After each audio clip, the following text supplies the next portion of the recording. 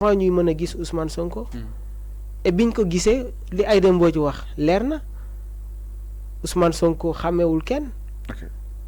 gis nga xam nga lan mooy pronostic vital engagé mooy réanimation on peut avoir cette définition là pronostic vital engagé. mooy réanimation. Ousmane Sonko ñun ñëpp xam nañ ne que il est en train de souffrir Fallou parce que kuñ ne am nga insuffisance rénale am nga hypoglycémie ay soxnaam génn ne que mi ngi sax changer couleur Ousmane a ngi gën a xeex maanaam foofu anémie mi ngi dugg mais yow soo nekkee njiit ay kilifa diine wax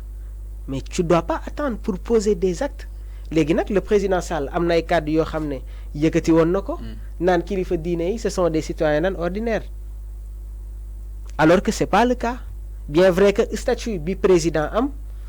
du ma ne ñooñu amu ko mais su fekkoon moom moo day romb moom mooy romb ñoom ñooy taxaw juridiquement su fekkee moom mooy kilifa diine taxaw président di romb dañuy téye kilifa diine bi président romb. mais loolu ci xolu sénégalais yi ça n'existe pas. ça n'existe pas léegi su ma delluwaatee si ginnaaw sur les événements de mars Serigne Mountakha ban heure moom la génn wax ak askan wi au moment où les manifestations étaient terribles à Touba. couvre-feu minuit passé. mu génn yëkkati ay kàddu na ku nekk delluwaat sa kër suñu xëyee lu ñu war a régler nañ ko régler mais le constat qu'on fait mooy que tey jii nii ñooñu kenn joxuñu leen cër et du population bi moom moo leen bañ a jox cër mais ñi nga xam ne ñoom ñoo nekk au sein de ce régime là est-ce qu'ils respectent est-ce que ñi ngi respecté suñu kilifa diine yi. damay déglu benn bis Serigne Saliou Samb mu ne am na ñoo xam ne dañuy toog fi ñu toog di critiquer suñu kilifa diine yi. mais nee na ku amul kilifa amul et que ñoom nañu xam ne que suñu kilifa yi ñoom ñoo gën seen kilifa yi. c'est ce qui se passe en Afrique. Il y a beaucoup de présidents yoo xam ne les occidentaux les présidents occidentaux ñoom ñoo leen di diriger. comme des marionnettes. kàddu yooyu noonu Serigne Saliou Samb moom ko musoon wax. et que pourtant loolu la ñu nekk di gis nii. nous on respecte les guides religieux ñi fi nekk ak ñi nga xam ne jaar nañ fi mais le constat qu'on fait mooy est-ce que ñu ngi leen di déglu. Avec tout ce qui s'est passé, les événements mars, là où le président Sall dit que nous, j'ai entendu le message. Mais est-ce que le président a réellement entendu le message? Pourtant, il y a une manifestation après. Amat Nafi, qu'est-ce qui s'est passé? Il y a eu des places qui ont été saccagées. Il y a eu des personnes qui ont été arrêtées. Et pourtant, ils ne faisaient pas partie de cette... le mal en est que de nous impliquer le président Sall, madame le pouvoir judiciaire. Le moment où peut-être on parle de la séparation des pouvoirs, est-ce que les gens que le président Sall peut-être pour appliquer vu que dem ñu dégg juge dem mu ne jàpp ni lu nu mel dafay wane ni carrément que ni aujourd'hui la séparation des pouvoirs reste à désirer fii Sénégal. Fallou man gëmuma ne que Sénégal séparation des pouvoirs am na ko maa la doon poser une question ne la au conseil de la magistrature kan moo koy présider. gis nga soo apporter réponse foofu rek nga xam ne que séparation de pouvoir amul ci biim réew. rentrée cour et tribunaux le président Sall a dit que l'État fera de sorte à protéger la justice. Mais nous, en tant que juristes, quand on entend ça, des juristes apprentis, ça nous fait mal. Mais, parce que non, attends, les juges qui ont passé leur serment, est-ce que Fallou, président?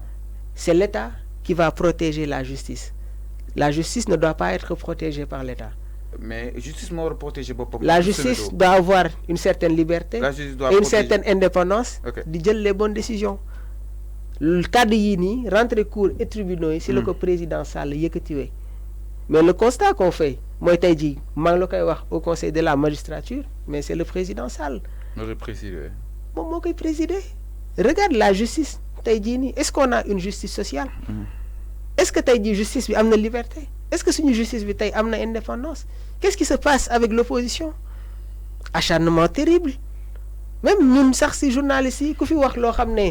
peut-être que je vais pas dire yaa ngi leen di attaquer mais vérité. da ngay gis ne que gars yi dañuy dal sa kaw. Sénégal nag tey jii foofu la toll. mooy waral sooy jëlee sa micro génn si mbedd bi di def reportage les gens ils te disent wàcceel sa micro bi ñu toog waxtaan. koo si bëgg a filmer mu ne la déedéet dul ma filmer parce que dëkk bi comme Lido maanaam dañ nekk ci contexte boo xam ne si tu es avec eux t'as pas de problème si tu es de l'autre côté yàkkamti wuñu nga def li nga xam ne moom mooy benn erreur bu ndaw ñu indi la. les gens sont instruits actuellement Fallou génnal si mbedd bi xale bu ndaw ngay dajanteel mu wax la ci actualité politique ba wër la te doo ko dindi moo tax ma lay wax tout le temps la population est en train de suivre l'évolution de la vie politique li na xam nga lan moom moo ko indi nga jël lépp politiser ko tolloon nañ ci jamono joo xam ne li nga xam ne moom mooy révolution des nouvelles technologies de l'information et de la communication état bi ñoom ñoo doon diriger benn moment parce qu'il y avait pas trop l'internet il y avait pas les plateformes de communication mais actuellement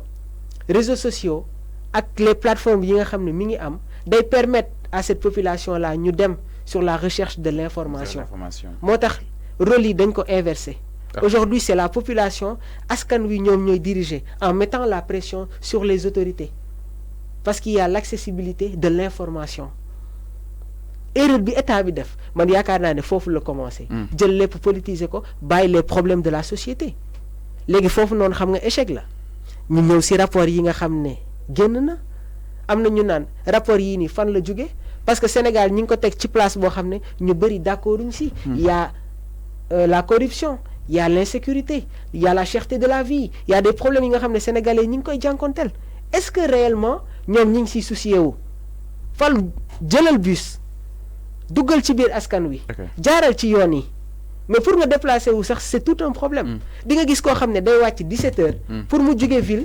jël 34 bi pour yegg ba Nord Foire mais 20 heures la yegg si biir këram alors que foo romb yaa ngi gis lan des travaux quels sont les moteurs de développement dans ce pays-là c'est la question que les gens se posent tout ne doit pas être de la politique Fallou parce qu'il y a des choses plus importantes yi nga xam ne moom la ñu war a waxtaanee léegi nag certains te diront que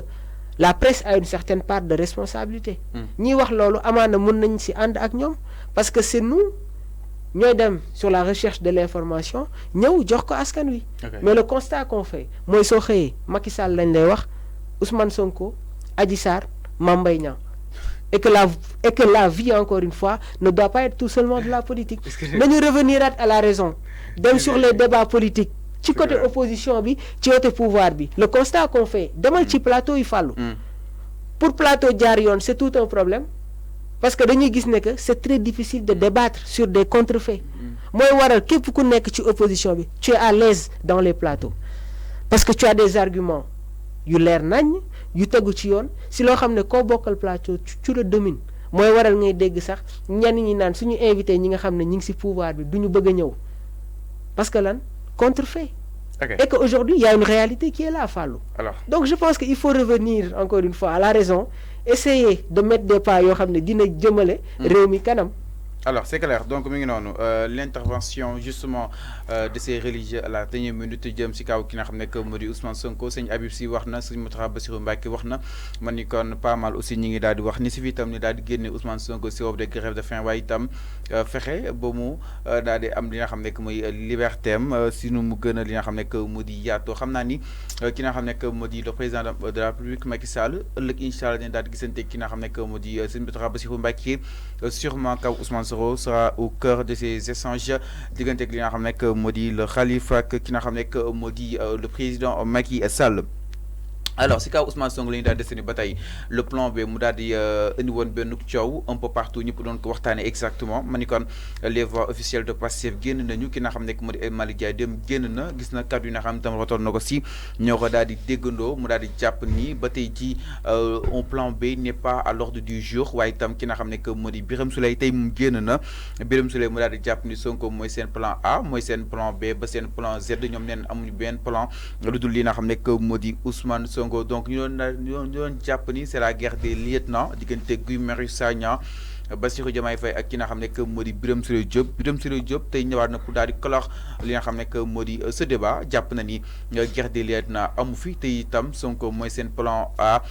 ba seen plan Z exactement kàddu leen daal di yëkki ginnaaw génn ko docteur Diop fa nga xam ni itam mooy dans Sud FM à travers l'émission Objection daal di jàppoon ni jamono ji exclure ñu am li nga xam ne que moo di un plan B si toutefois Ousmane Sonko daal di koy retenir jëm si présidentielle pour 2024 exactement ma ni kon Mamour tey traversé na li nga xam ne que mu di cette note bi nga xam ni itam moom la Birame Souleye daal di waxee que ni amuñu plan A amuñu plan B Ousmane Sonko mooy seen plan yëpp exactement nag nga daal di jàngatee cette communication bi nga xam ni itam le bureau exécutif bu Pastef mu ngi koy amal allant dans ce sens. bi ma déggee Birame Souleye yëkkati ay kàddu ne nous n'avons pas de plan B. Nous avons un seul plan c'est le plan A. C'est Ousmane Sonko. yaakaar naa ne que démb ñi ngi si doon wax man si position boobu noonu moom laa féete woon. C'est-à-dire au moment où la candidature de Ousmane Sonko n'est pas menacée. de kenn mettre ko en jeu. damay camper damay non dinañ si ñëw aujourd'hui nous allons parler de la sortie bi nga xam ne le ministre de la justice def nañ ko allant dans ce sens-là mais comme li ma la wax rek juridiquement Ousmane Sonko juridiquement légalement Ousmane Sonko est candidat parce que décision yi nga xam ne moom lañ ko àttewee ku xool li texte yi wax déglu lu juriste yi wax au niveau national et international da ngay jàpp ne que Ousmane Sonko sur les échéances de 2024 il sera candidat mais quel est le problème au moment où les décisions yi nga xam ne moom la ñu teg ci kawam dañ koy remettre en cause Fallou tu as lu ce que la loi dit si mbirum contumace ak contumace bi ñun xam nañu exactement ñun ñi nga xam ne sax xaw nañu def tuuti droit on sait ce qui se passe léegi nag le mal est tellement profond ba tey jii ñi nga xam ne ñoom ñoo nekkoon suñu ay idole à l'époque Ismaïla Madior Fall soo nekkee juriste vraiment assister si couram tu sens que tout ce qu'il parle là teg ko ci droit mais da nga koy approuver léegi nag malheureusement on n'a plus un juriste bi nga xam ne il parlait de la constitution mais nous voyons un homme politique et vraiment yaakaar naa ne que ak moom fi mu tolloon waruñu woon